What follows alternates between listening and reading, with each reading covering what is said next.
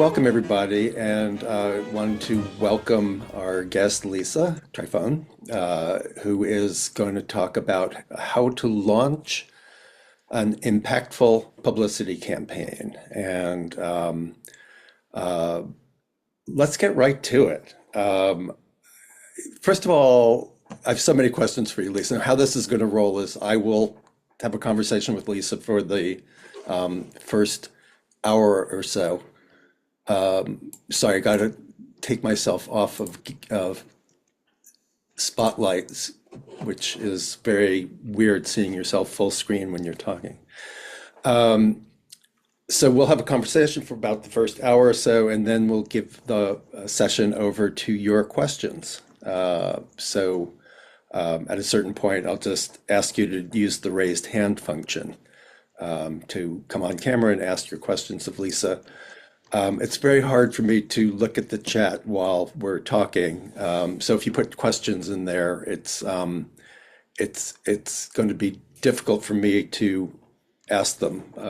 But that's why we give up the time for you to do that.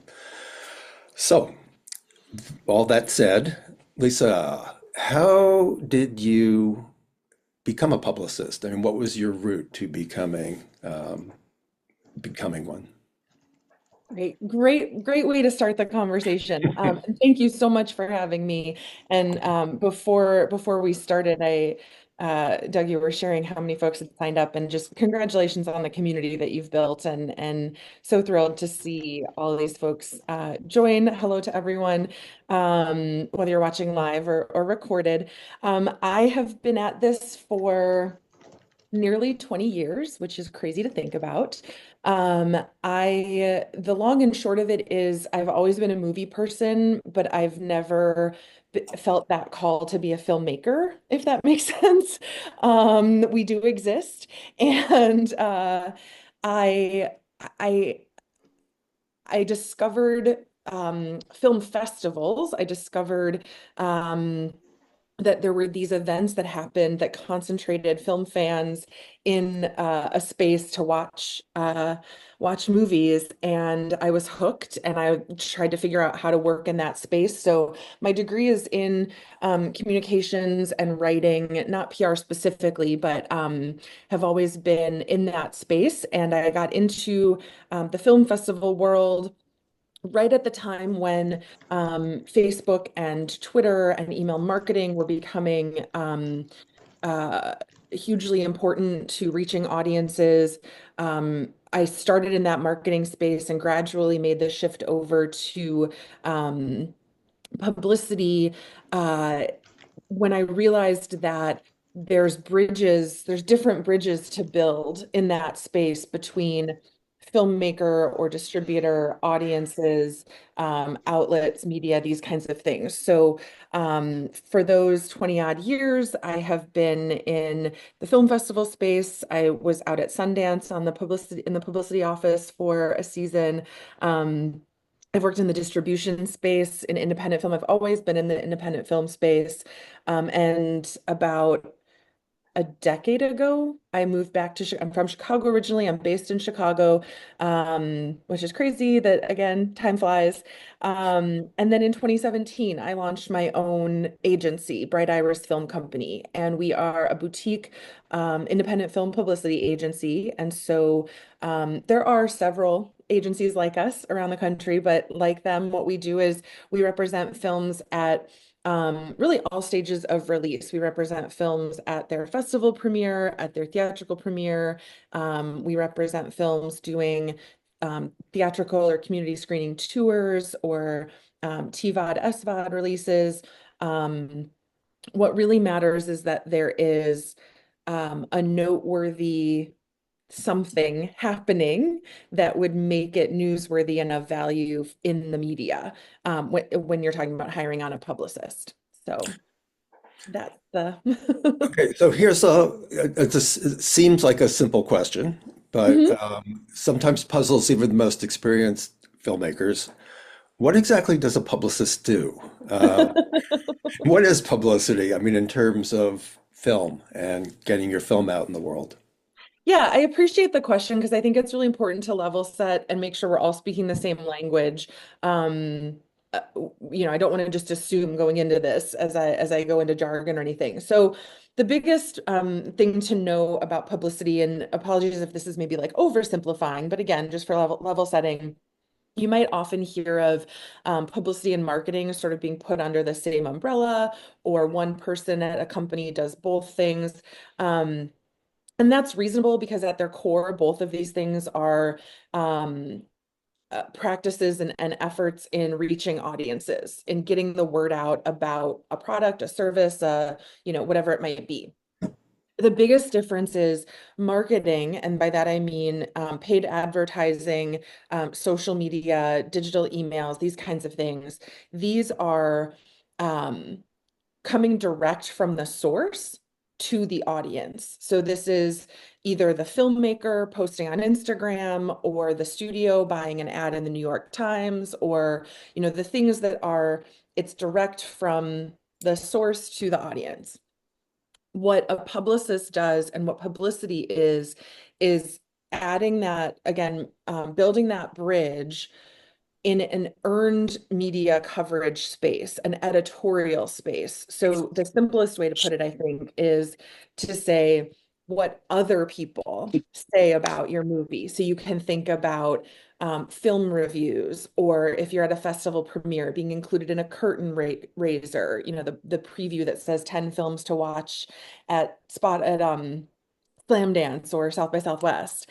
Um, or interviews with filmmakers, or features on, you'll see a lot right now in the trades, interviews with craftspeople on the making of these Oscar nominees or things like that. When it's a media outlet talking about your film or your project, that's publicity. When it's someone else telling the story. So again, talking about expectations, what is it that publicists don't do that filmmakers sometimes will get upset by or expect, and it's just not your job? Yeah, there's probably a lot, but what that makes me think of, or what is like maybe most common, is what I always try to help, especially independent filmmakers who hire me directly, who maybe haven't worked with a publicist before. Um, I always make sure that we're on the same page, that what you're investing in is my effort, my expertise, my network, and all of those pieces that I've spent years building, the goodwill I've spent establishing, the knowledge base that I have of how publications work, how they expect to get pitched, what they need in order to cover, what bars you need to cross in order to be even considered for coverage at these outlets. What you don't hire me for, and this is potentially controversial, is results. And what I mean by that is it's by design and by default, by definition, whatever, an editorial effort. We are using our relationships, we are speaking the language, so to speak, we are having those conversations.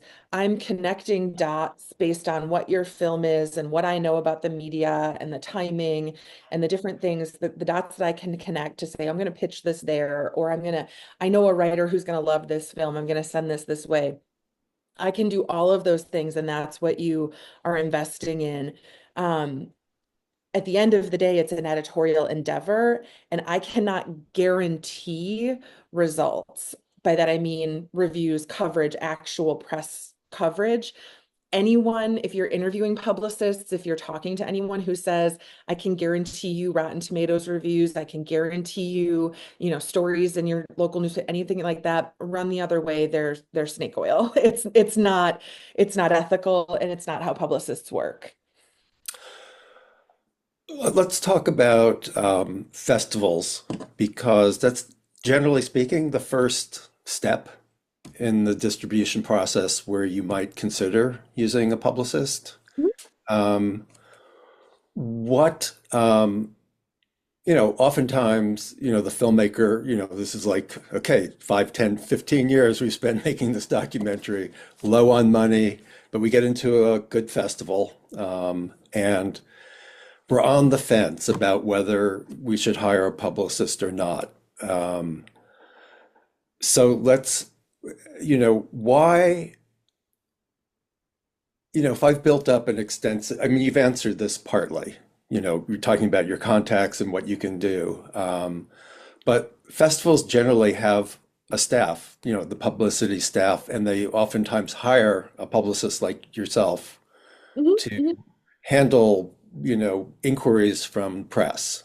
Sure, Um, so, what, um, where's that line between, it's worth it to hire a sure. publicist? And that's, of Yeah. course, we get into the cost of what we expect the publicist to cost.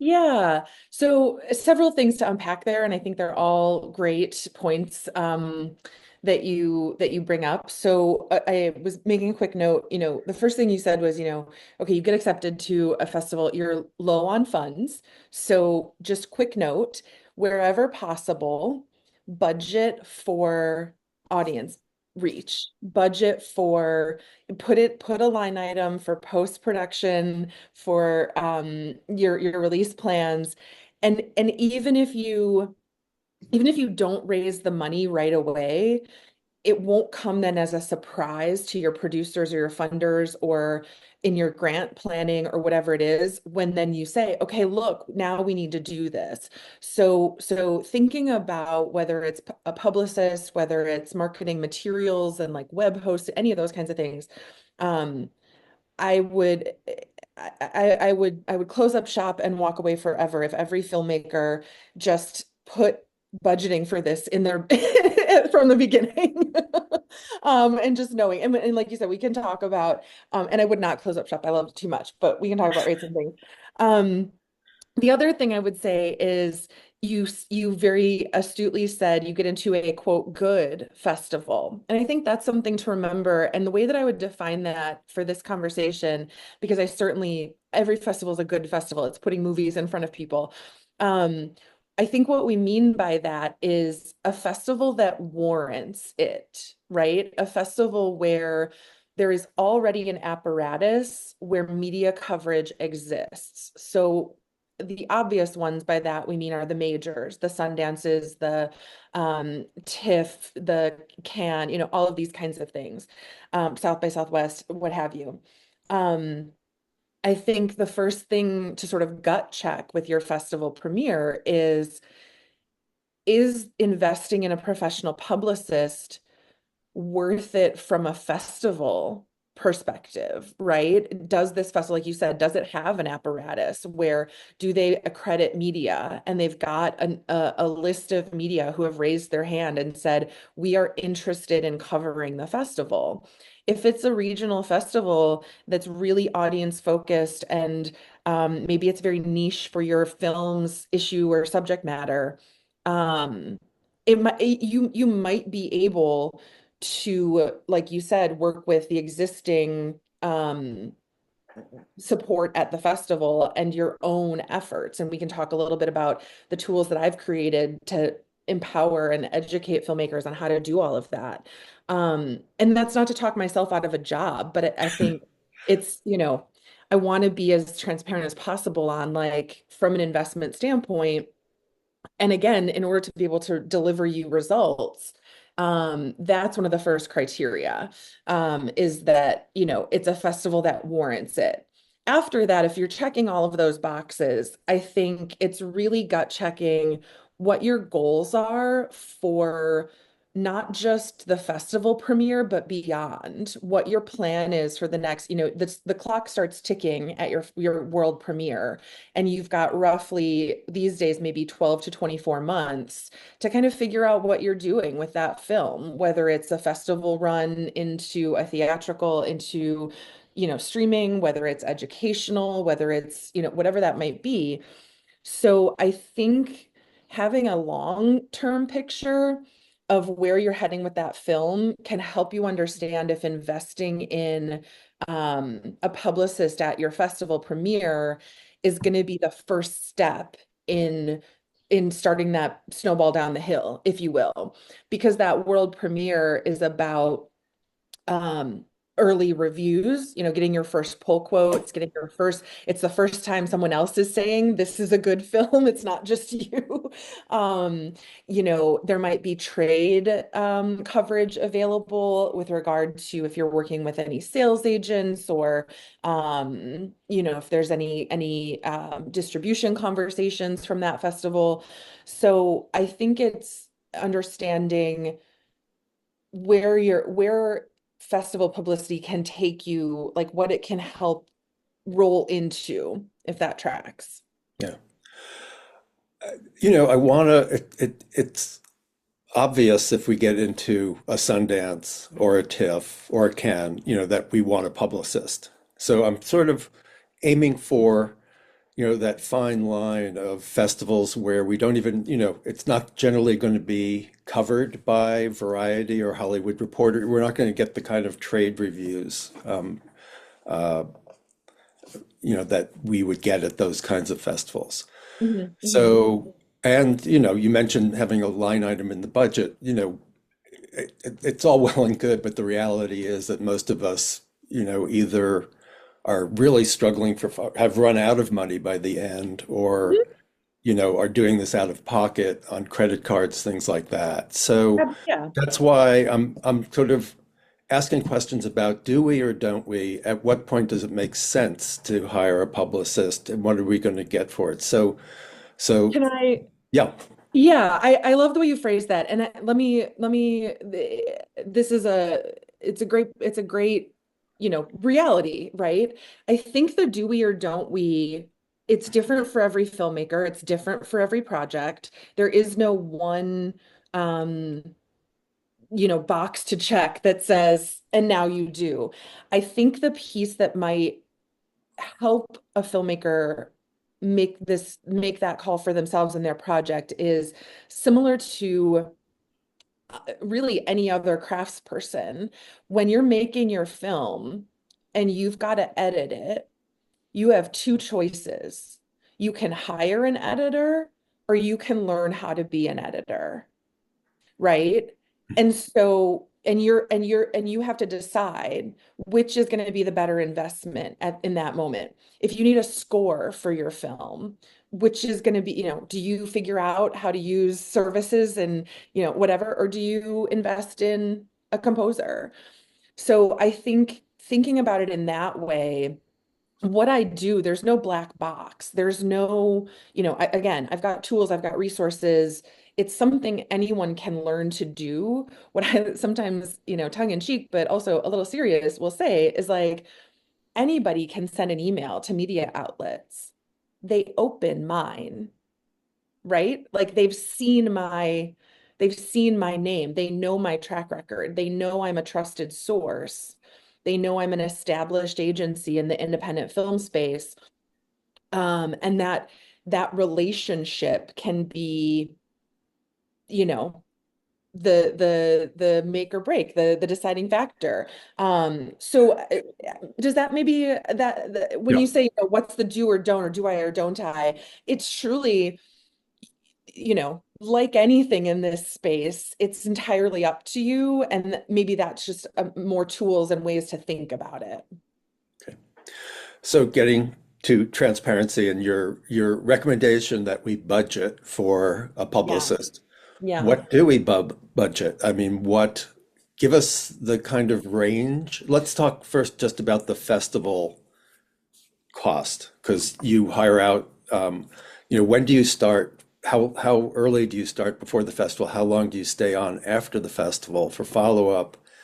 And then we'll get into, the other areas, theatrical, you talked about digital and Yeah. Yeah. And now keep in mind a couple things here. I'm based in Chicago. I'm a boutique agency. I have very low overhead. I try to be really competitively priced. These, rates, your mileage may vary. Rates may vary based on who you uh who you request quotes from, New York, LA might be different, the size of the agency, all those kinds of things. Um, Festival premiere publicity at a major festival, uh, boutique agency like mine ranges in the six to $10,000 range for roughly 3 months or so. And that typically I tend to include in that. Um, I prefer to do a flat rate that includes festival attendance. So my flat rate might be a little bit more, but then that means you don't have to work like usually you would be the one on to pay for my flight or hotel. And I just flat rate and then that's all, of a piece and that just makes life easy. That also usually includes support in creating your publicity materials. So especially if you're coming into a world premiere, you might not have a polished press notes document. You might not have your film stills selected. You might not have, or if you do, I highly recommend you let your publicist review them and offer. I see a really great question that I want to address. I have the chat over, and someone, Heather, thank you for Why would asking. you travel? Why would you need the publicist to travel to the festival? And that is such a fantastic question. I'm going to answer it here in just a second, if you don't mind, Doug. Um, so, but just quickly, that rate also includes you want your publicist to review those materials, make sure they're polished, make sure they put your best foot forward, all of those kinds of things. As far as the why would you want your publicist to travel? So many reasons. Now, this is for sure specific to the majors, the festivals that have massive or, relatively massive press uh, apparatus. So they have a press office, they have accredited media.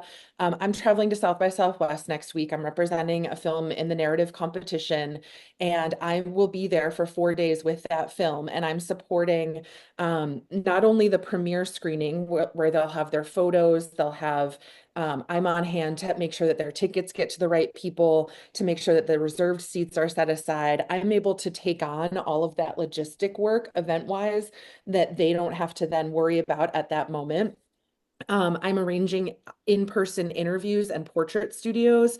So like Getty and Shutterstock and all these that are partnering with Variety and IMDb and all these major outlets. I'm making those appointments. I'm setting them up on arranging in-person interviews that will run in trades or film media while they're down there. I'm supporting I think someone I saw in there was relationships. So I have relationships that I bring to the table. I'm making sure that they're meeting. There's a happy hour that we're doing that is connected with a distributor that might like to speak to them, so if it's a major festival like that and there is an opportunity, there might be a press line before your film where I'm managing RSVPs for people to come and talk to you and interview you, grab B-roll, grab their content to post on their outlets. So the publicist, for a larger premiere like that can be a major asset to have on the ground. Lisa, this falls into the terrain of a sales agent, but let's say you don't have a sales agent at yet, and you're at your festival premiere, and you can't, you're spending the time before the festival begins, trying to lure in press or distributors even, possibly. What if they can't make it or don't make it? How do you feel about sending screeners on? Is that in your terrain, or is that something that the Uh, filmmaker just does themselves? Specifically to potential sales agents and distributors, I think you absolutely send screeners. I think not sending screeners is to your own detriment because if they don't have the screener in front of them, they can't consider the film to partner with you. And same goes for media, having a screener link, and it can be a specific press link. It can be, however you want to make that arrangement. It absolutely should be secure, obviously. But you want to make the film once you're ready to start getting eyeballs on the film and start getting coverage for the film, making a screener link available is essential, and it's okay to do. It's a professional agreement. I've never once had an issue with someone pirating or otherwise, Yeah. using a link inappropriately, because their it's also their livelihood is access to these links and access to the content to be able to report on it and consider it. So I think, to that question in particular, if you're having conversations and you're inviting people to the screening, to the world premiere screening or a festival screening, obviously the ideal is to have those folks seated in a room with other people, but I wouldn't take it I certainly would not take it personally or worry about it as any kind of sign if they say, oh gosh, I can't make it, please send a link and materials. I think that's totally reasonable. Yeah. Speaking as a producer of a film that was just at Slamdance, my Omaha, I'll just add that it was a really good opportunity to actually speak to distributors, even when we knew they wouldn't be there. Many of them were, even we knew they'd be in Berlin or Right, just come right. back from Sundance. But it was actually really, really effective to just write them an email saying, I'm not sure if you're covering Slam Dance or have somebody on your team there. If they are, let us know, we'll hold some tickets. If not, happy to send you a link. And Perfect. everyone we spoke to said, send a link. We'd Perfect. be happy to look at your link. Yeah. But so just wanted to point out that kind of opportunity there. Which also leads me to ask if the filmmakers, how do you coordinate if the filmmakers have contacts with the press? Is it is just a matter of communication of knowing, do you actually ask the filmmakers who they might know that they can write so you're not both approaching them? Yeah, that's a great question. I always, when we sign on, and usually before we, the final sign on, I always try to have a conversation about what are your goals? What does success look like? What can I do for you that would make it, where can where can we focus our aim for you? And part of that conversation is usually just that. Who are your connections? Do you know anybody? Those kinds of things. The thing to remember when you hire on a publicist is that you've now, again, just like any other service, you've now hired on that expert to own this piece of the puzzle for your film.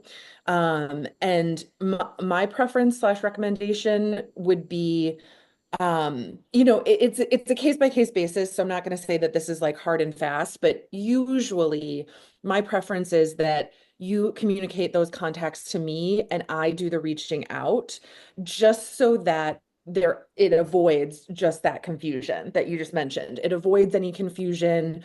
They probably are already on my press list, so they're already getting my wide releases. They're already getting my wide pitches to say we're repping this film and it's available. So it may work out that I've definitely had it happen where I do the outreach and mention, so and so said, we could reach out. Um, and maybe that goes unresponded to. And so then the filmmaker might also follow. So the key would be you and your publicist should stay in really tight communication. You should never do anything without your publicist knowing. So even like I always tell my filmmakers, even if you're getting, maybe you have a general contact email on your website and someone with a podcast emails you and said, we'd love to interview you, loop in your publicist at that point instead of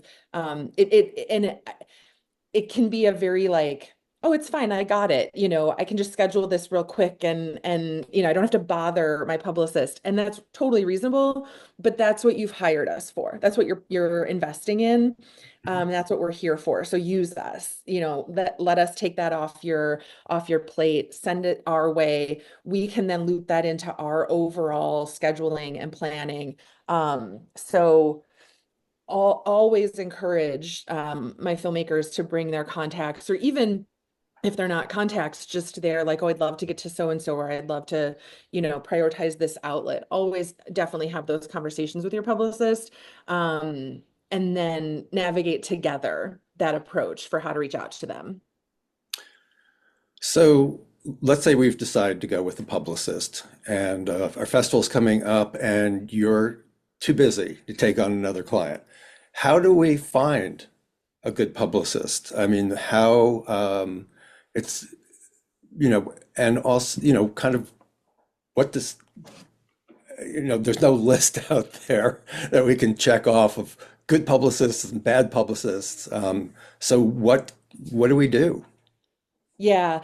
So actually, several festivals do have publicist lists, recommended publicist lists. So Sundance has one, Toronto has one.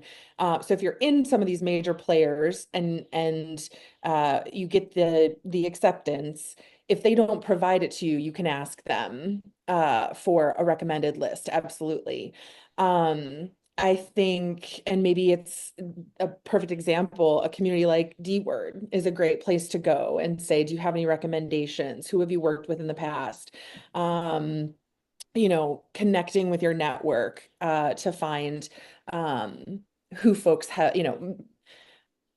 the majority of my business is referral based, and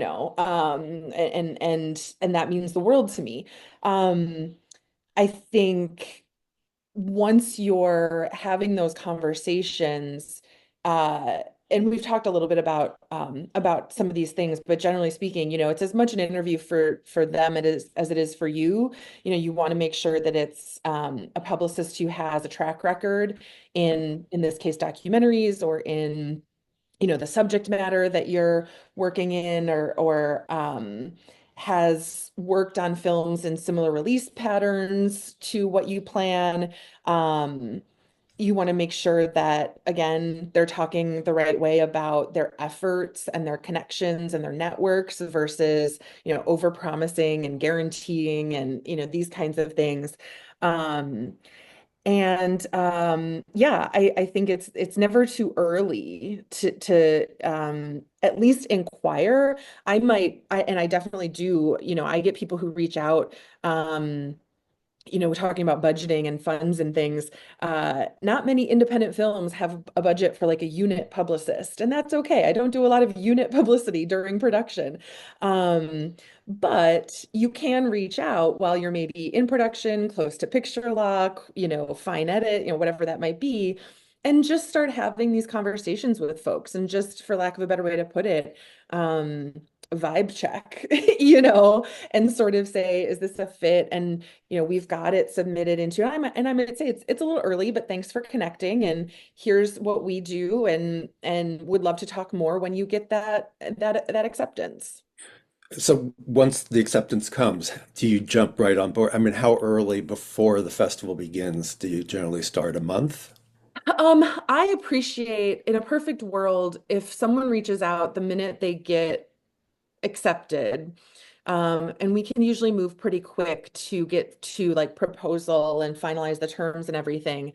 I I always recommend having your publicist on board at least when the lineup is announced, if not a little bit before that, because ideally your publicist is able to hit the ground running the same time that the announcement goes public. Because once that announcement of the lineup is public, then that publicist can start talking about it, can start doing their pitching. So that varies based on the festival, a month to 6 weeks, somewhere in there based on when they're announcing.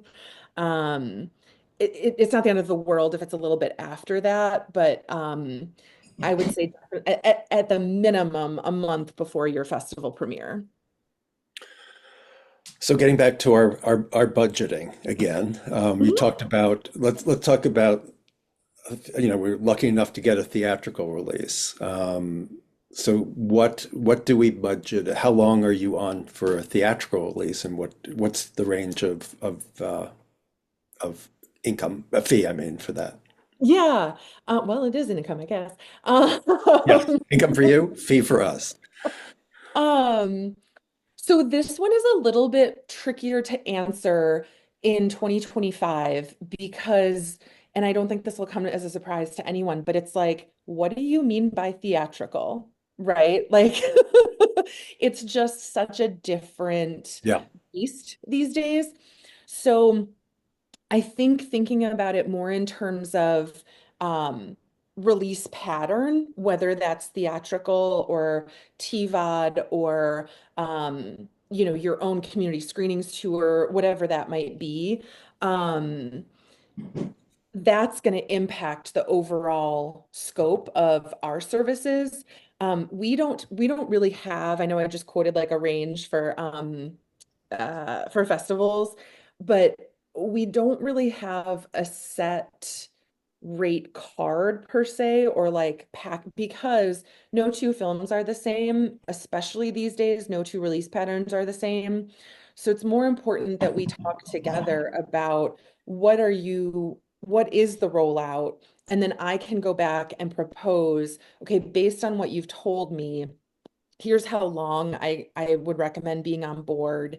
Here's the windows that I would cover, things like that. So for example, I just got off a call with an international feature that's looking at doing one-off screenings, so just single night screenings in about 10 cities, not potentially not on the same day, so sporadic, but within maybe a 2-week range, followed by a TVOD release.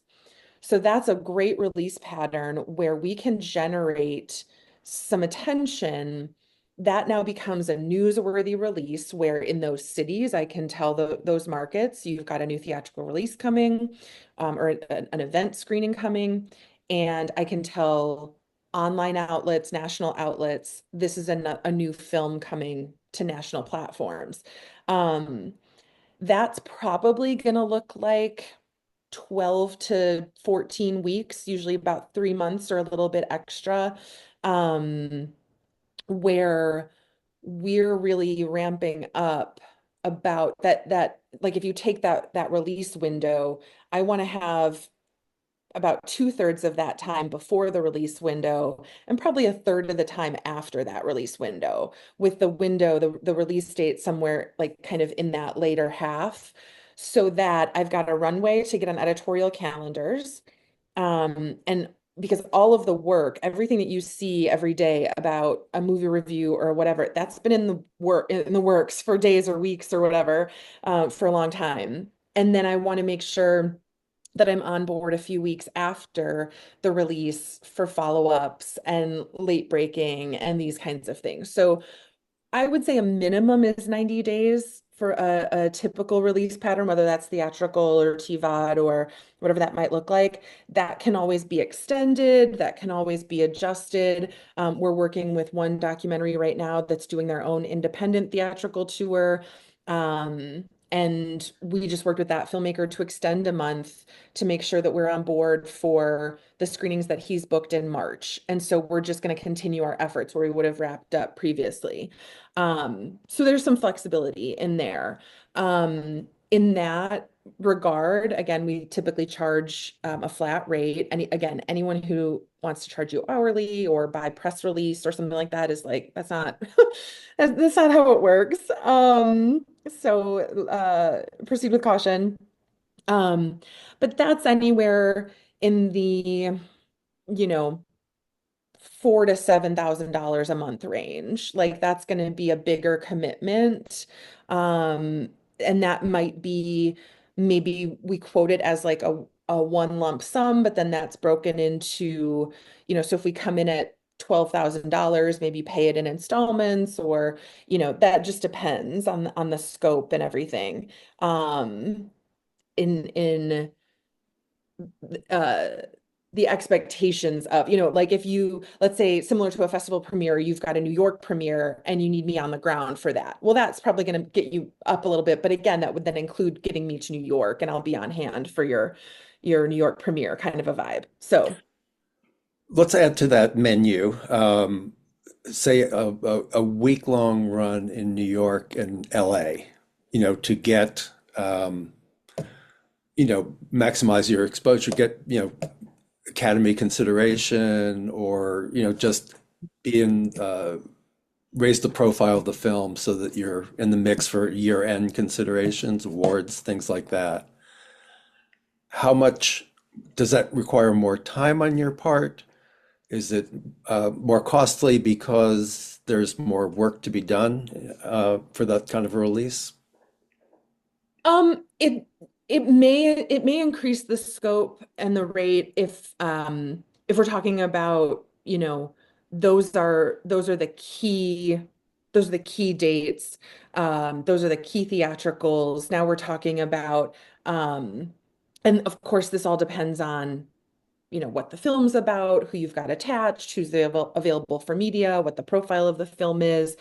If we're talking about, and we do and can do this, booking you to, late night TV or early morning New York TV, or, that might increase the scope and increase the rate and things. But generally speaking, um, where the theatrical is concerned, it's hard to be super specific, but it just depends on what your release pattern is. So I guess for lack of a better way to put it, it can increase the rate, but not necessarily, because um if it's of a package, you open in New York and LA this week, and then you expand to 10 cities after that, and then, you're on TVOD 30 days after, that would just all be quoted together.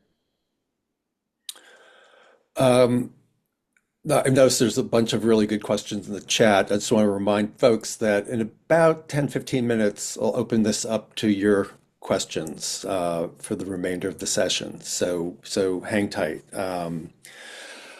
Okay, let's get to, we've bit the bullet. We've raised the money to pay you to come on as a publicist.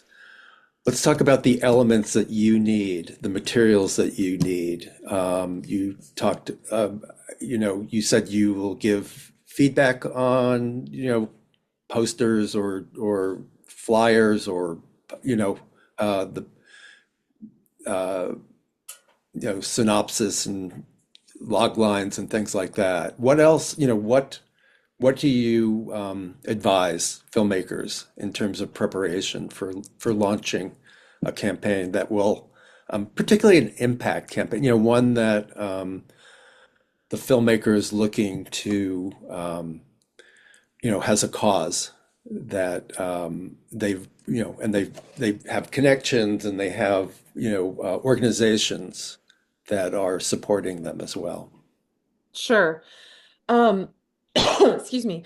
So once you've got the film and once you're planning getting it out to audiences, you're going to need, whether it's for publicity, whether it's for social media and digital marketing, whether it's for your impact campaign, you're going to need a suite of assets. Like just, and this, I don't think will come as a surprise to anyone, but like you should create them, regardless if you're doing it yourself or if you're hiring someone, if you're doing an impact or if you're doing publicity or if you're doing both, you're going to need these things.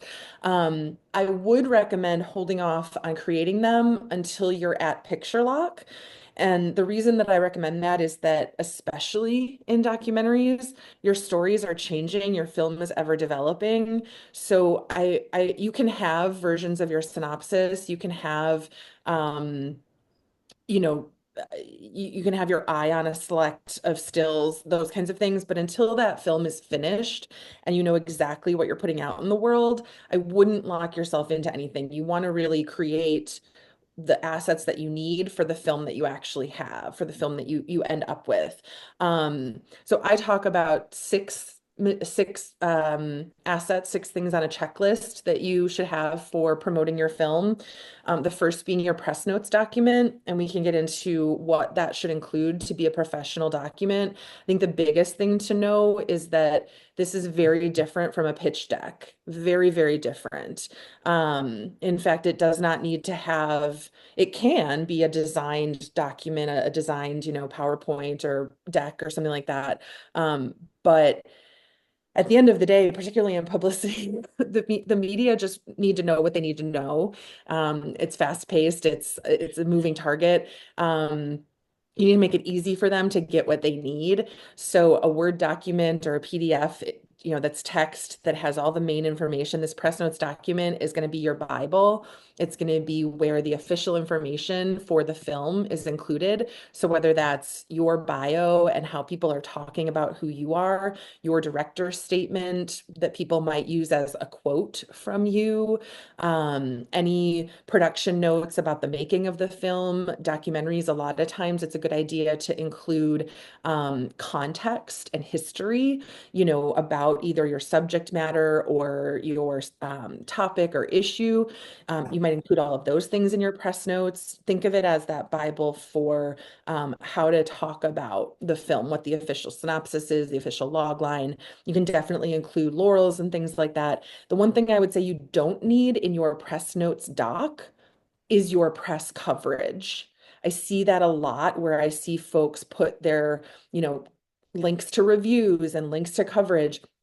I say this with love, but the media aren't looking at, if someone else has covered it, it isn't going to be what convinces them to cover it or not. They need to know the facts. So that's something to keep in mind. So your press notes document, you should have key art, a poster of some sort. These days, it should be that portrait version. Oh, you're muted, Doug. I don't know if Oh, yeah, you're. yeah, sorry. How long, generally speaking, is a press notes? I mean, how many pages altogether, or what's too long, maybe? I've seen it. What did Roger Ebert say? A movie shouldn't be a minute longer than it needs to be, or something along those lines. Um, it's okay if your press notes are longer, as long as everything in there is valuable, as long as everything in there is meaningful. I think at a minimum, you're going to have a document that's what, 5 to 6 pages long. You've got your cover page, your synopsis page, your filmmaker statement page, some bios, and your credits, Mhm. right? Like you're gonna have at a minimum half a dozen pages or so. But I've seen press notes that are 30 pages long, but it's because they're including, you might have a pre-drafted interview with a few of your different subjects, and those are each a few pages long. But now that's all material that someone writing a feature on your film can go in. Anything in that press notes document is essentially approved for publication. That's public facing. So they can use that as, so and so said this. If you ever wonder, like, how did that story get that background or get that quote or whatever, it was probably in the press notes. Right. And the bios of the key personnel and stuff don't, like a paragraph or two? Yeah, they Okay. should be a paragraph, they should be prose, they should be third person. If you've got it, you can include like a filmography. I don't think you necessarily need to include like a CV or anything like that in your press doc. But you can include, I've seen people include like a link out to their IMDb or a link out to their professional portfolio. Those kinds of things are fine, especially in our digital age. And other than the director's statement, all third person? Yeah, yeah, Okay. that's a great And clarification. anyway, I cut in, you were going on to Oh other no. materials. Visuals are key. So having some sort of key art poster, film stills, you really only need 5 to 7 select stills for press. You should Mhm. pick one that's your key still, especially if you're doing a festival run. Pick one that all the festivals use. It really creates consistency, builds familiarity. They see that still, they know it's that movie. Um, you definitely want to include your own headshot or subject headshots. You want to, make sure that people know who's who, if that's going to need to be used. You will want some sort of teaser or trailer. If you don't have a budget or haven't cut one yet, you can include a small clip, 90 seconds, 2 minutes, something. Again, you're a visual medium, having something that shows what the film is. You want to have that available. And then the sixth thing is making sure that you've got that secure screening link. If you are meeting the moment again where you're ready to have people talk about the film, you need to get comfortable with letting them see the film and see it these days on their iPad, unfortunately. And when you say a secure screen, you mean like a Vimeo link with a Yeah. password? Exactly. That's the most common, and that's perfectly reasonable and perfectly secure. And you can work with your publicist or your producers on like how often to change that password. Or I've seen folks do like here's a specific one for press. So you just know that those views are just from press. That kind of stuff is fine. But you definitely want to make sure you've got a link that you're happy, sending.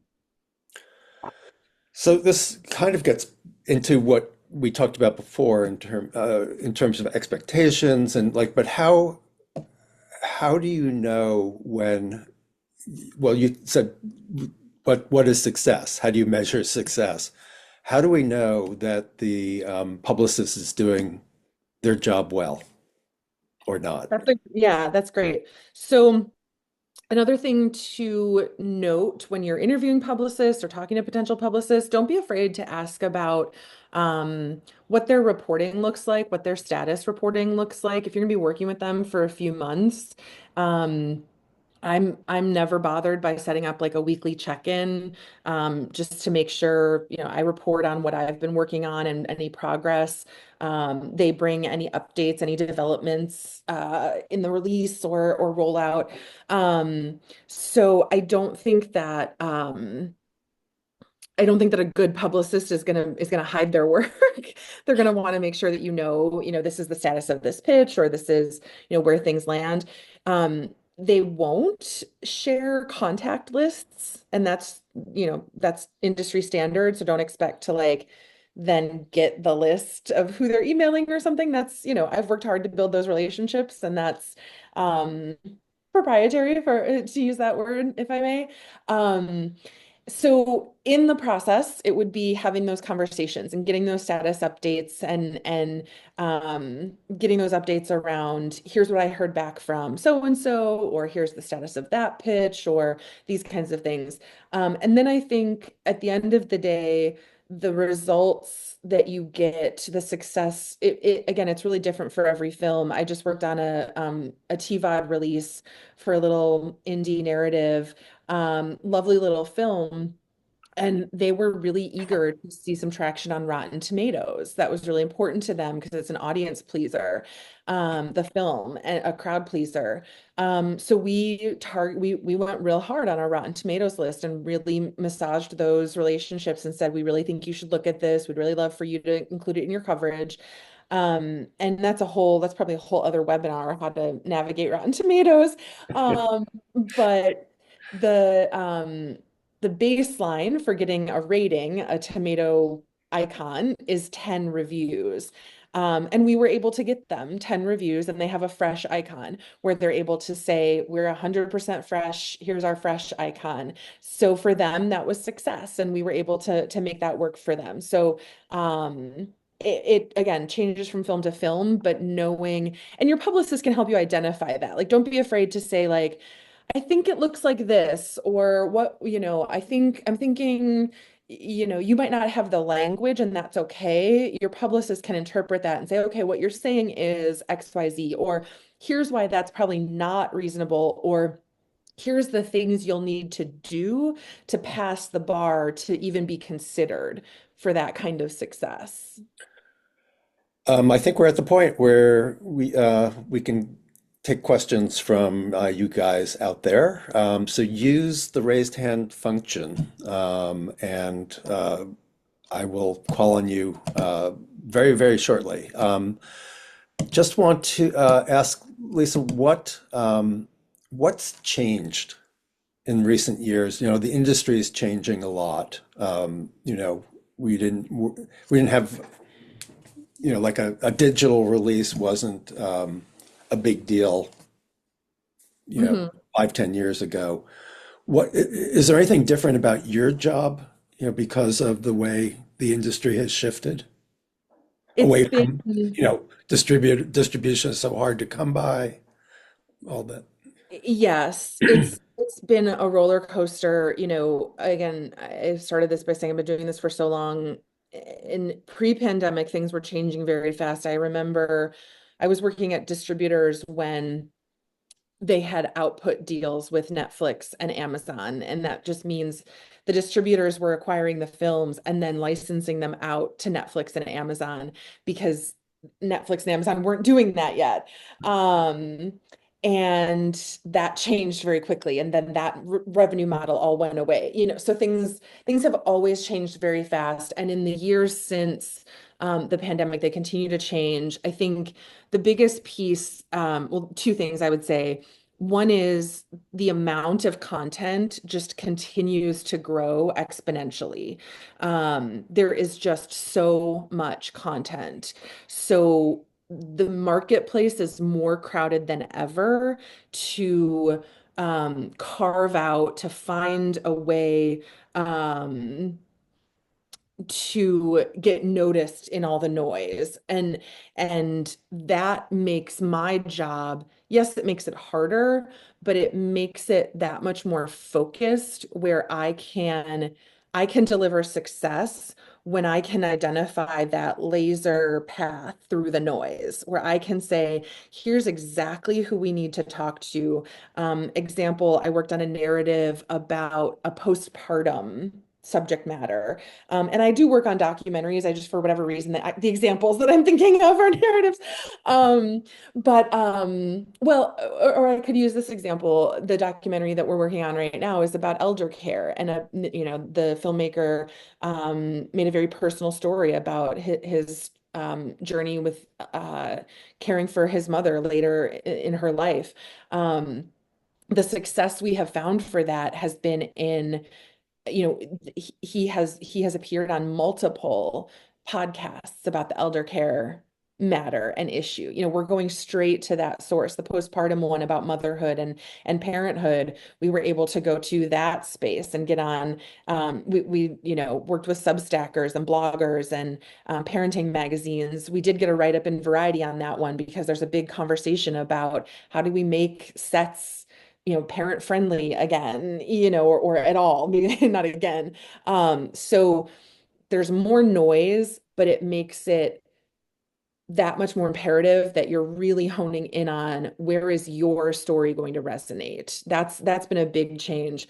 The other piece is, the minute that movie theaters shut down at the pandemic, all of these outlets that used theatrical releasing as their metric for a film qualifying for review, they immediately had to change their standards and go to digital release. And a film that releases on digital could qualify. That cat is now out of the bag, or that horse has now left the barn. From what I have seen, that standard hasn't technically changed, but we are seeing the rubber band bounce back a little bit, where theatrical footprint matters again. That's coming back. That's as we see more people return to theaters, that's happening again. Great. Thanks, Lisa. All right, let's start questions with Peter. Hello. Thank you so much. I'm also a publicist, but I'm not a film publicist. I'm a music publicist, and I just am drinking in everything you said because it's all correct. It's all wonderful. Well, thank you. Much. And I used to live in Chicago for 15 years. But anyway, I'm a documentary filmmaker, and my film is poised to have a New York premiere. We don't know exactly when or where, but I'm wondering, in your opinion, what are the conditions in which the New York Times would consider a review for a New York theatrical run? Does it have to be a week, which we assume it does? Does it need to be in a certain theater? How could we best position the film for a Times review? Yeah, it's a great question. And I'll just back up a little bit. Lots of folks on this call. So way back in the day, it used to be that as the paper of record, the New York Times reviewed everything that was opening theatrical in New York. They were the paper of record. They saw it as their news duty. It was a huge shakeup when that changed, and they started saying, we're going to select what we review based on the theatrical releases. That was a direct response to just the influx of content. There was just too much to keep up with. Since the pandemic, that's exactly kind of what I was just referring to. They will cover digital releases. They do cover digital releases. What I have seen anecdotally, and this is a bit of I'll pull the curtain back for you and the conversation um, that I'm having. Oh, I think someone, if we could just make sure everybody's muted, we're hearing some background noise. Thanks, everybody. The Times now, on a weekly basis, they have anywhere from 40 to 50 films per week that are eligible for review per week that they have to choose from. And they have roughly 14 spots, somewhere in there, a dozen to 15. So they have not said this officially, but in the conversations that I am having with critics there and the folks who are doing the coverage, they seem to be moving towards a model where, for lack of a better way to put it, they're prioritizing major theatrical releases, so studio releases, and streaming releases, but the Netflixes and Hulus of the world. And in a way, this makes sense for their readership. They're covering what the most people who read the paper are going to be able to see, right? That's the metric by which they're managing their selection and their assignment. Then there's this layer, and I've had this happen for clients of mine. There's this layer where working with a publicist is going to make this difference.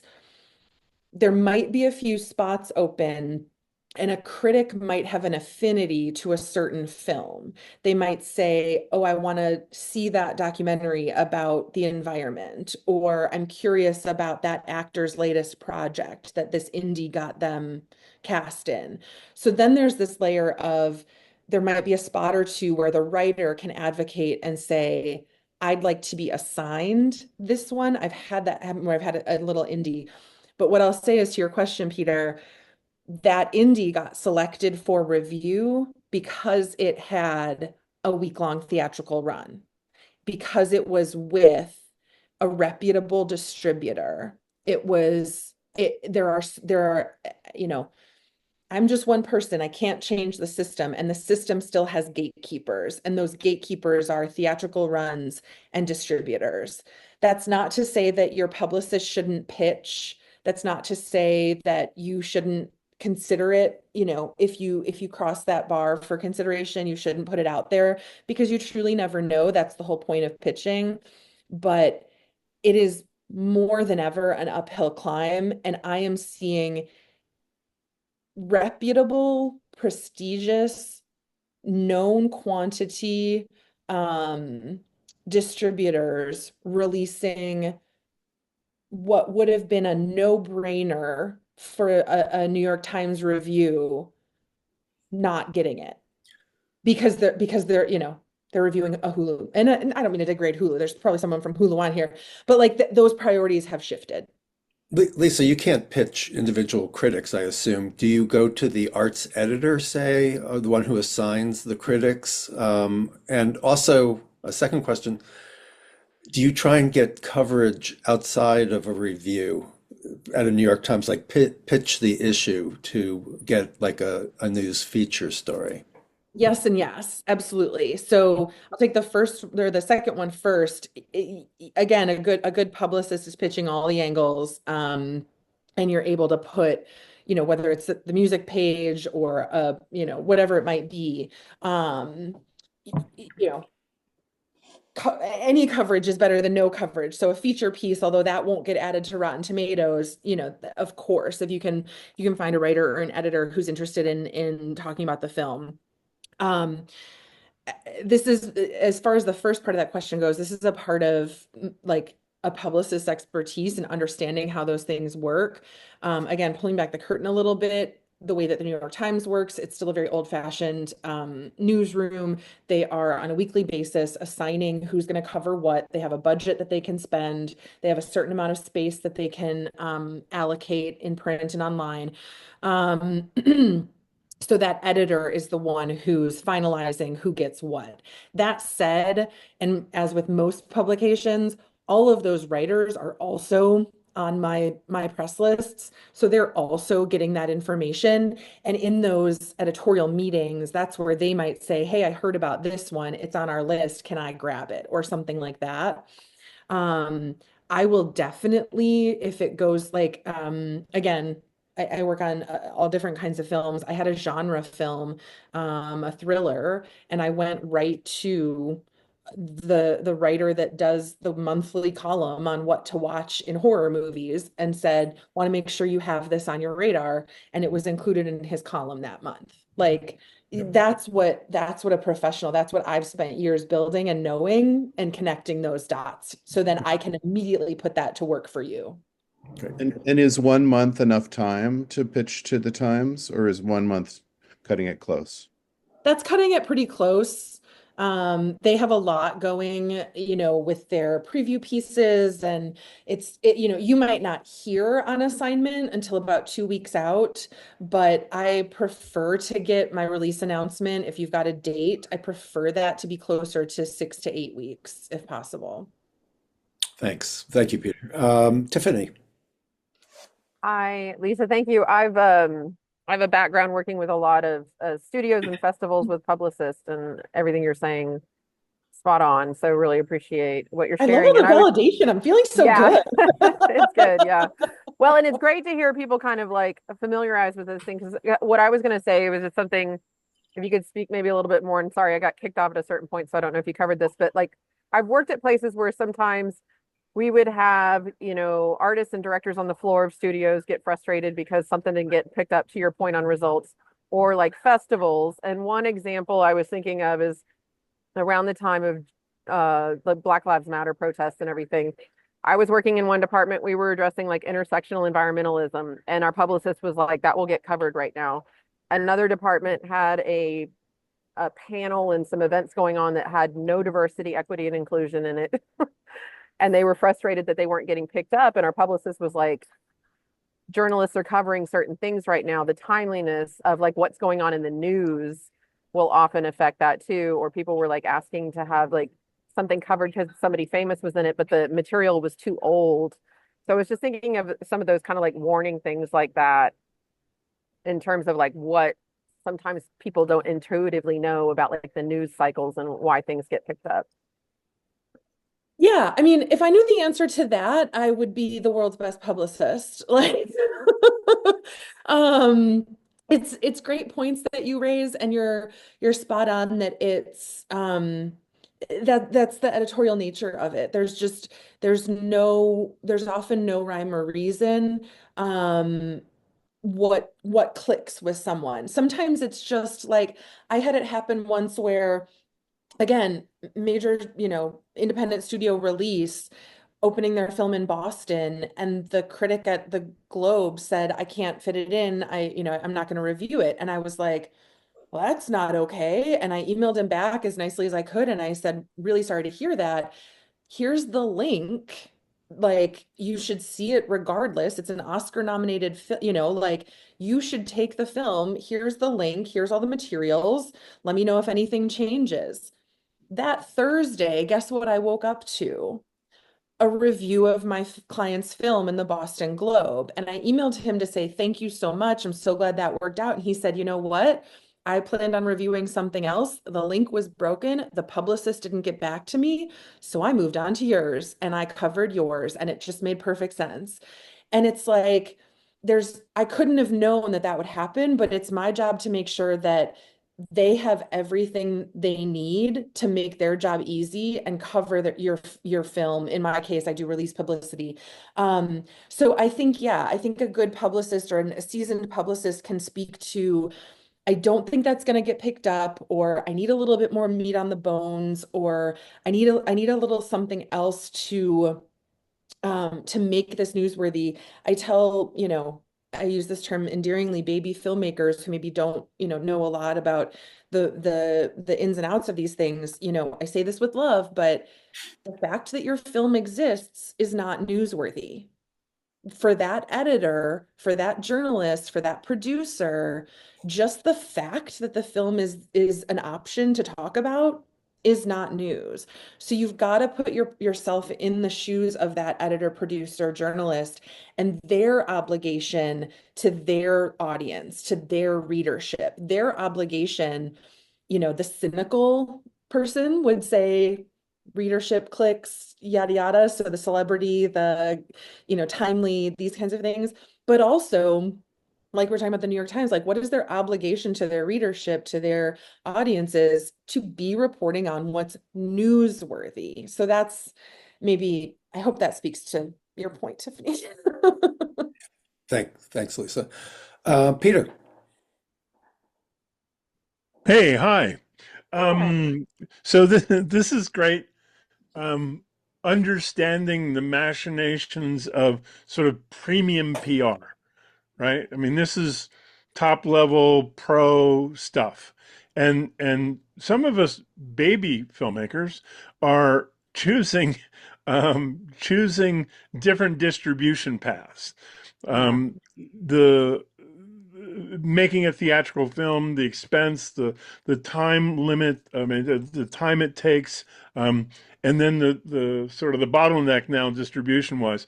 I've chosen to break up my documentary film thinking into episodes on YouTube.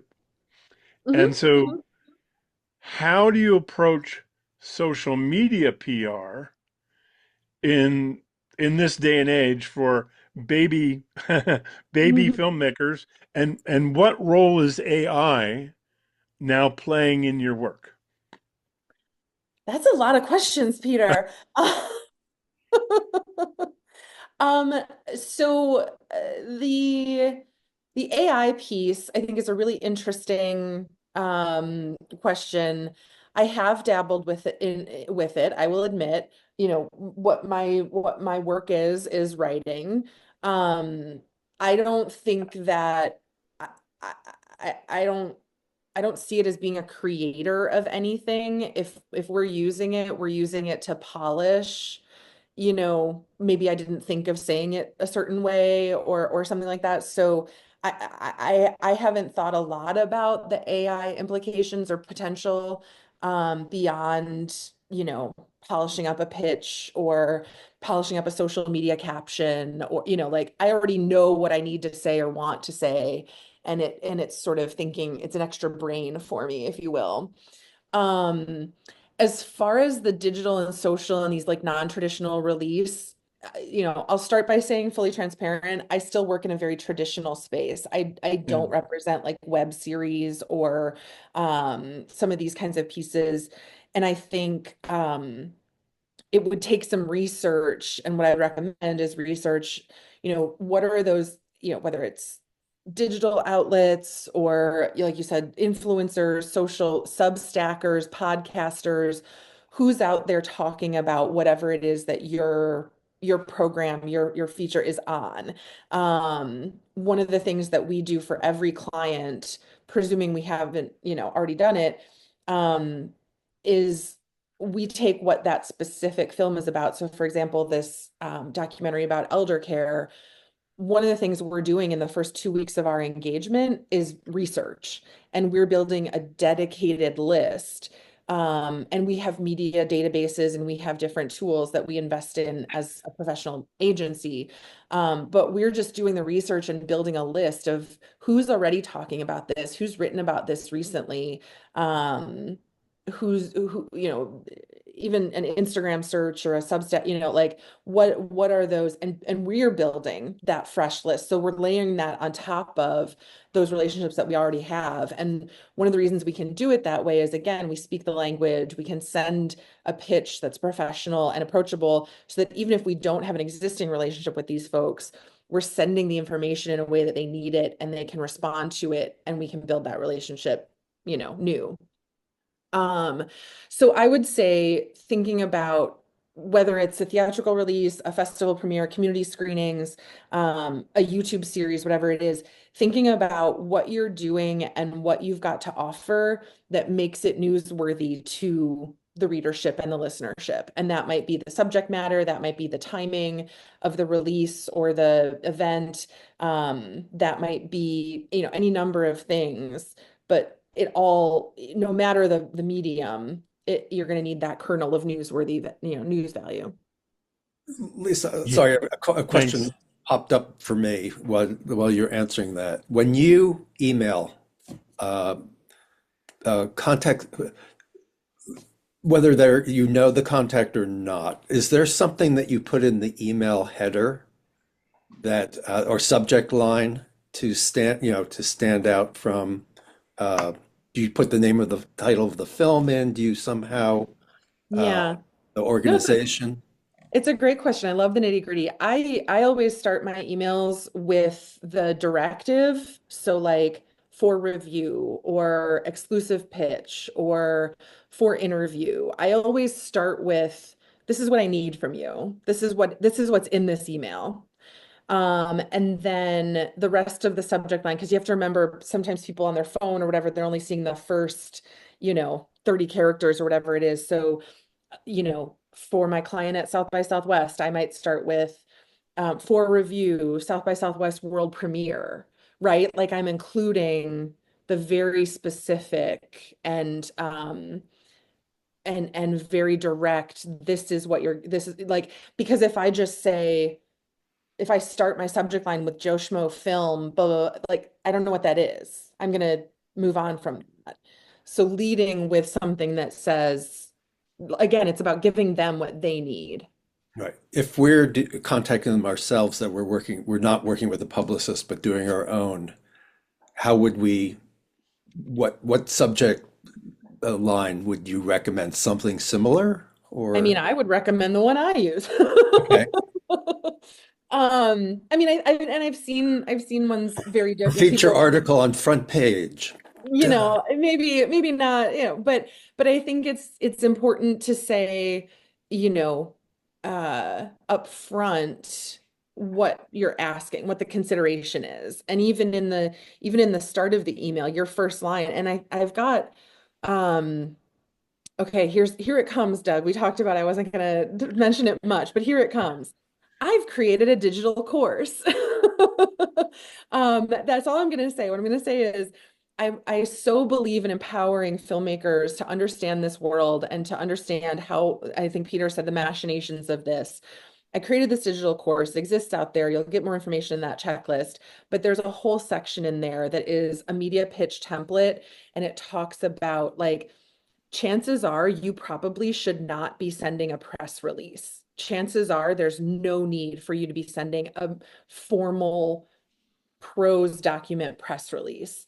And there's a different template in that, like that your email should lead with the ask. I've got, such and such movie comes out this date. Would you be interested in a review? More information follows. Right. Because if I've got 100 emails in my inbox and I just need to know, I'm not spending 4 paragraphs to figure out what I'm supposed to be interested in talking about, interested in reporting about. Well, we are promoting you. Julie put the link to your website in the chat as you were speaking. Thank you. And the link to the course and whatever is on your website. So It is all there. Yes. and note that it's .co, not .com. Yes. Com. So yeah. Christopher, ask away. Oh, hello. Nice Yep. to meet you. Your promotion to me is working. I have a film that tells the story of human evolution through the lens of menopause. And we have Margaret Cho as one of our narrators. The Gina Davis Institute is on board to promote. Hollywood Nice. Health and Society wants to do a study about Christopher, it. question, Yeah, Christopher. questions coming. And last point, we were just at the Impact Lounge at Sundance. So my question to you is, I think we're pretty primed and ready to start reaching out and doing some publicity or this. Would I just reach out to you through your website, or would you consider, I'm basically looking for general information. So should I just contact you through that, or? Yes. So a quick answer to this one, anyone that's interested in talking more about your project, you can go to brightirisfilm.co, I think /contact. There's a form. You can send a form that goes to my team. The more you can send in that, whether it's information about the film, where you're at in the release journey, that's all great. And then I typically offer a quick, consultation just to answer any questions and things like that. And then I will say just where we're at, I really can only offer the one consultation, and then it's, we're working together or not, kind of a vibe. But I would send a proposal and we would sort out, or we would, sometimes it's like, okay, great, I'll get back to you in 6 months when the film is premiering or something like that. So definitely feel free to reach out. And I'm in Instagram and all the things. So Claire, hey, you're up. Hi. Some of my questions have already been answered. Thank you, Doug. Thank you, Lisa. I have a film, a documentary, and I have a distributor, and I'm currently toying with not doing theatrical. Mhm. But I'm wondering if I were to do theatrical and the attendance was not exactly robust, would Mhm. that affect a reviewer's desire or tendency to review it or not? No, the review coverage is happening before the film even screens theatrically, so their decision on whether or not they're going to cover is not necessarily based on like box office or ticket sales or anything like that. Um, so I think I wouldn't be concerned necessarily about attendance for your publicity coverage. You know, a lot of people these days will say a theatrical release, especially for an independent, it's more of an investment in an amplification campaign. The theatrical release is the marketing and publicity campaign because it's giving you a reason to get the reviews, to get the interviews, and all of that is then building awareness for an eventual TVOD, SVOD sale, whatever that might look like. So the coverage is the thing, even if box office might not follow, which is honestly just hard in 2025. Great, thanks. Lisa, lead in. Hey, hi, thanks for this. This is great. I have a question. I don't know if you're familiar with the documentary ecosystem has a lot of pitch events, big spectacle, pitch forums and work in progress programs. So where there's already sort of a dossier printed in some portal for matchmaking and requesting meetings on both sides, industry and filmmaker, what could a publicist, is it useful if someone's looking for finishing funds and short on money? Is there something more Yeah. that a publicist could do, or is that not the time to hire a publicist? You know, again, a different publicist might answer this differently. I would say it's not where you're investing in a publicist. That's where, you know, I would absolutely, if you're in the running or if you win or whatever that might be, I would absolutely ask that organization what their PR plans are. Are they sending a press release to the trades? Are they getting word out? Because you do see coverage of certain pitch events or awards or these kinds of things where it's such and such in development project just won this pitch. That can absolutely be a space, and maybe you've got a network or someone that or you might offer to, hey, we can help, can we do this? But again, if you think about putting yourself in the shoes of that editor, producer, journalist, particularly the consumer, excuse me, consumer audience, the pitch doesn't necessarily, that event is not necessarily newsworthy for the project yet, but there might be coverage in the trades and the independent film space and the documentary space where they're talking about, such and such won this pitch at whichever festival. And you're still muted, Doug. Sorry, Marcy. Yes, hi. Thank you, Lisa. My question is it necessary to have distribution in place if you're going to do community showings? Like I'm going to go to certain cities within the next, I guess, couple months. And if not, or whatever, what type of publicity are you involved with community showings? Is it the local TV stations, the podcasts, the press releases of the cities? And do we share in those first 2 weeks of research? Like I would have some names for you of who to contact, but you've got the professionalism of how to reach them, if Yeah, that would yeah. help as well. Yeah. So you absolutely do not need to have a distributor to hire a publicist. I think again, any good publicists, ethical publicists will take a look at your release pattern and say whether they feel like they can deliver results to you. Again, no one's going to guarantee results, but excuse me, I have learned very quickly it only behooves both of us.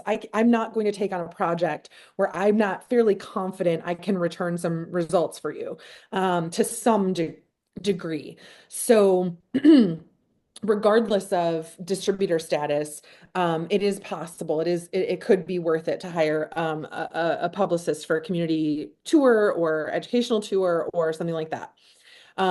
You hit the nail on the head with who you'd be going out to.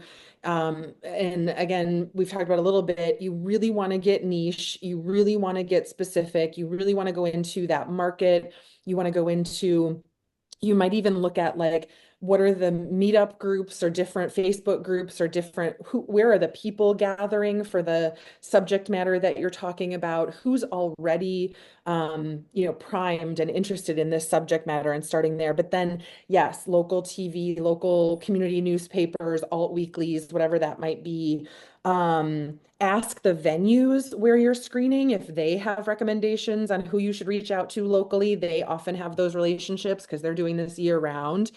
And then, oh my gosh, what was the last part of the question? There was one third part of the question. Marcy, you're muted.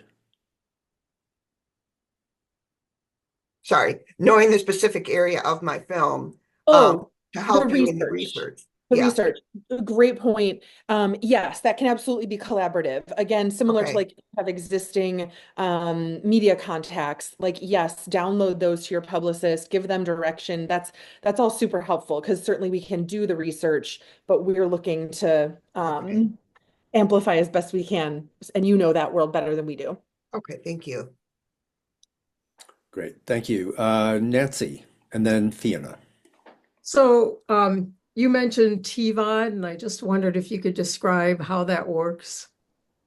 Oh, yeah. So this is particularly in our post-pandemic world where it's more and more de rigueur that films are going directly to TVOD. And again, just to level set, we're talking about transactional video on demand. So these are platforms like Google Play, Apple TV Plus, Prime Video, where you can rent or purchase a film. That's the TVOD window, which is different from SVOD, subscription VOD, which is Netflix, Hulu, Amazon Prime has an SVOD, where you are not paying to watch that specific film, you are subscribed to the channel. And those are often two different windows. You'll go to TVOD first and get whatever income you can, and then go to an SVOD platform. Okay, that level setting.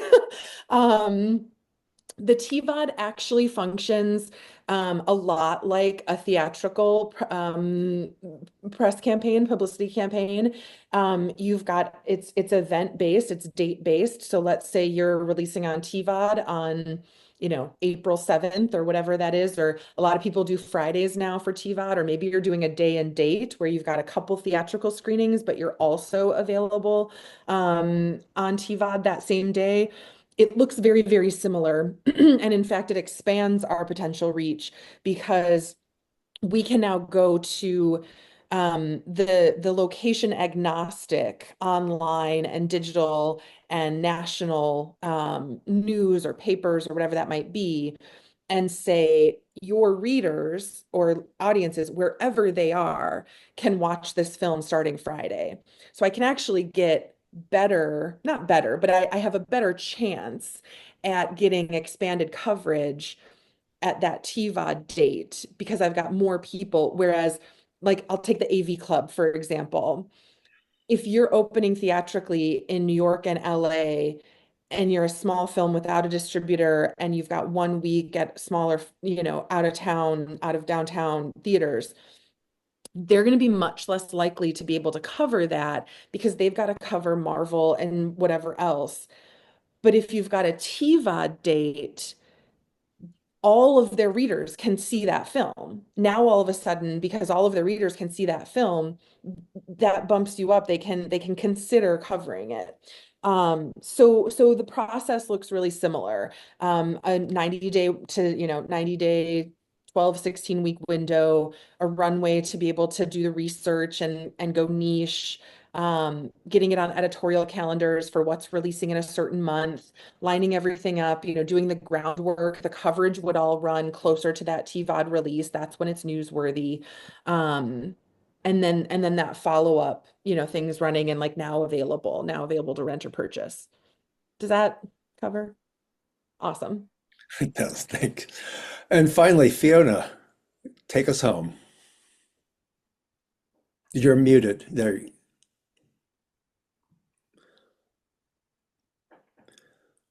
hear me? Uh-oh. Can you hear me now? Oh, Yes, you're echoey, but let's see. okay. No, because I had to get the phone. Okay, is that better? Yeah, Yes. thanks. Can you hear me now? Yeah, yes, go Thank ahead. you. I'm sorry. Thank you, Lisa. Really, really interesting. I'm an indie producer in San Francisco, and I have a comment and two quick questions.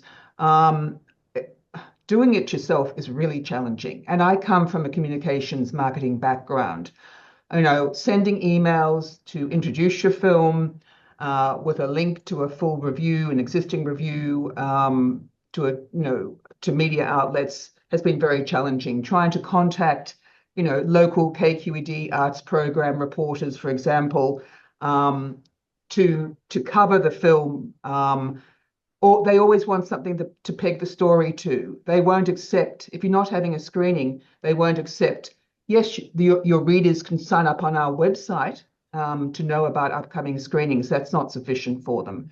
So it's sort of a catch-22. You want the publicity, but it's often very, very difficult to get that. If you haven't got a film release or a festival coming up, I don't know whether you have any comments to that statement or not, but I've found it quite challenging doing it myself without necessarily having a festival release, because you're waiting for these festivals to announce if your film's been selected or not. But in the meantime, you're trying to build up a bit of momentum and get some coverage. So it's sort of like a catch-22.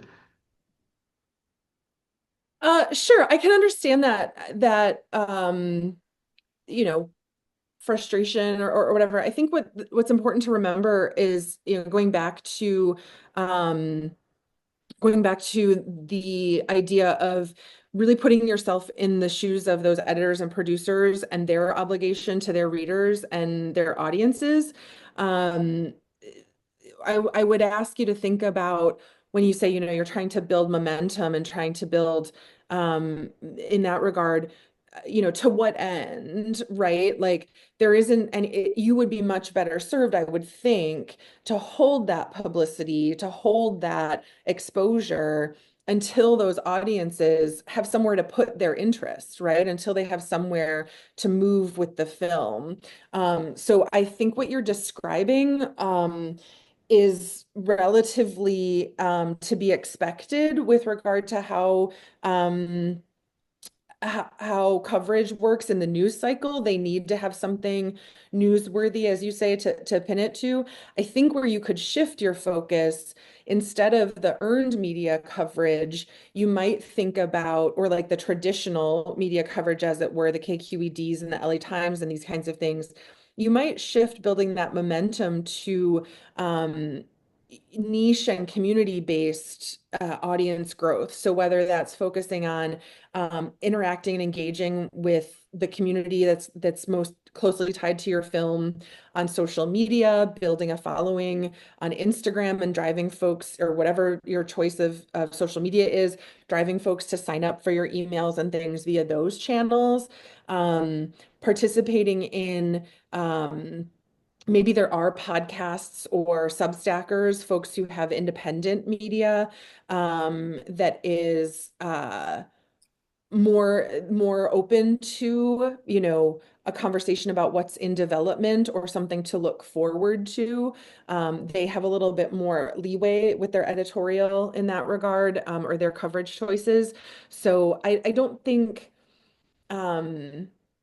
I don't think that in the phase that you're in pre-release, consumer-facing traditional media is maybe not the place where you should expect there to be momentum building, with the exception of, Hometown Hero Makes Good and made a movie, or a very timely, news event that you can speak to, or, something along those lines. But that, again, I don't make the system, I just play in it. Like Totally, sure. that's Thank you very that's much. where they are going to be covering, Quickly, do you recommend a publicist for short documentaries? Oh, that's a great question. I do, when you have, again, you have that moment. So I don't typically cover short films or represent short films because the ecosystem, it doesn't often warrant it. But for example, I did represent a short film at Sundance this year that had significant name talent in it. And, I knew the filmmaker was just on the heels of their last feature film. Like, there were a lot of things in play, but our goals were different for what we expected of that effort. We weren't necessarily aiming for, the trades don't review short films, as it were. But we did have the Hollywood Reporter social media premiere the teaser. So the teaser to this short film premiering at Sundance went out to their 2 million followers, or whatever it is. We did have another trade, or maybe it was the Hollywood Reporter, write up about the film and it going into it being a proof of concept for the feature film. So we were able to get some filmmaker interviews, those kinds of things. So it can be worthwhile. I think the same parameters apply, even more so for a short film, that you've got that moment, and the publicist can help you meet that moment, as it were. Terrific. Thank you very much. Thank you. Great questions, everybody. Before we head out, Lisa, any final words or anything that didn't come up that you want to communicate? I will just say, as long as we've both been doing this, I am reminded again and again that you all are the heroes. You all are fighting to tell these stories and dedicating your lives to telling these stories, often stories that no one asked you to tell. And I say that with love, in the sense that, like, we do this because we know these are important stories to tell. And I think you are going to be confronted with any number of forks in the road on your film's journey to audiences. And just know that the only wrong decision you can make is not making a decision. I often get filmmakers who are like, well, is this right? Is that right? What do I do here? And the fact is, we can't know what the other path might lead. So you have to trust that what decision you make in the moment, whether it's to hire a publicist or not, to accept that festival or not, whatever it might be, making the decision is going to move you further towards your goal than not, whatever that decision is. So I hope that you continue doing what you're doing. I hope that this empowers you, and definitely check out the website and the course, and ping me if I can offer any other resources or information, because I think when you get to this point and you're talking about getting the film out to audiences, you're worth it to learn these new skills and know how it works and speak intelligently when you're at the table with these folks. So I hope it's been helpful. It's been hugely helpful. So thank you so much for thank you for the everything. opportunity. Thanks for doing this, Doug. Great session. Really, so transparent and so informative, and everyone here really appreciates it. Before we head out, though, why don't you say one more time, tell us a little bit more about the course and about, other resources. Thank you. So the course is Publicity Essentials for Independent Films, brightirisfilm.co. There's a learn button. You can read more about it. It's all on demand. It's lifetime access. It's one of those, but it basically encapsulates everything I wish an independent filmmaker knew about what publicity is, what it can do for you, what you need materials wise. Again, there's templates, there's resources, there's all kinds of things in the materials section. And then there's a whole section dedicated to implementation, how to know. There's a worksheet on how to set your goals. There's a timeline, a pitching cadence, how to know when to pitch, when to get word out. It's all in there because, again, I know now more than ever, it doesn't always make sense for an independent filmmaker to hire. I think someone said like prime PR and going that route, but there's no reason you can't use some of these tools and apply them to the way that you are releasing the film, whether it's community screenings or educational or what have you. So that's what's in there. I wanted to capture it and make it available. I'm only one person, and this way it's available and it's out there for folks to hopefully learn and implement and see results. Thank you. Thanks. And thanks for giving us the tip of the iceberg of what you get in the course here today for free. So this is all just by way of introduction to that. Yes, exactly.